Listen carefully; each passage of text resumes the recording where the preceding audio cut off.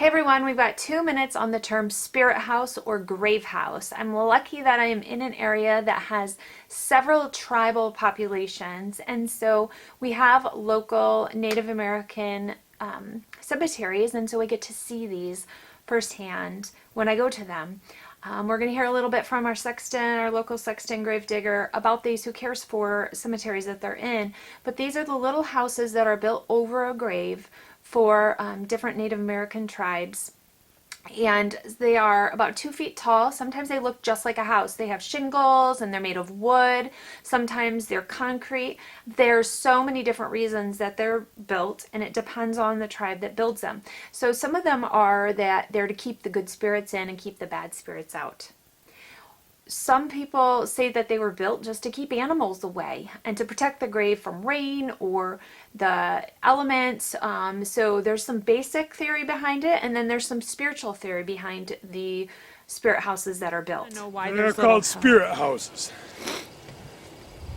They believe that when you die, your spirit hangs around. And your spirit, it's usually an animal spirit, like a hawk. So if they see a hawk coming around, they notice that that's a spirit hawk, and the bird is coming back to visit. So they build those houses so the spirit has somewhere to stay.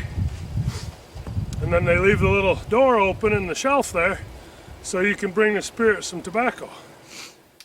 They were also built that they would put, some tribes put things inside them like tools and food and things that the person would need on their journey from this world to the next. So it was more of a collection house for those things that the deceased person would need. Some tribes say that if the person didn't breathe, like maybe a stillborn baby, then they don't get a house. So you'll see some baby graves where there is no spirit house built because they do not get one. So the houses are built after the person is buried, and they are just left. They don't do any upkeep on them. They are left to rot and fall on their own as they are.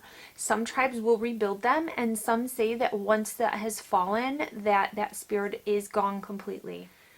Each tribe has a different thought on how long it takes the spirit to go from this place to the next. Some is 4 days, some is 40 days. Some say the spirit resides in that house until it does that transition to the next.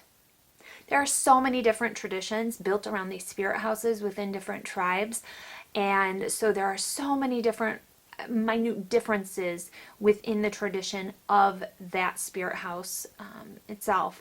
So there's hundreds of different avenues we could explain here, but that's a broad definition, 2+ minutes on what a spirit house is.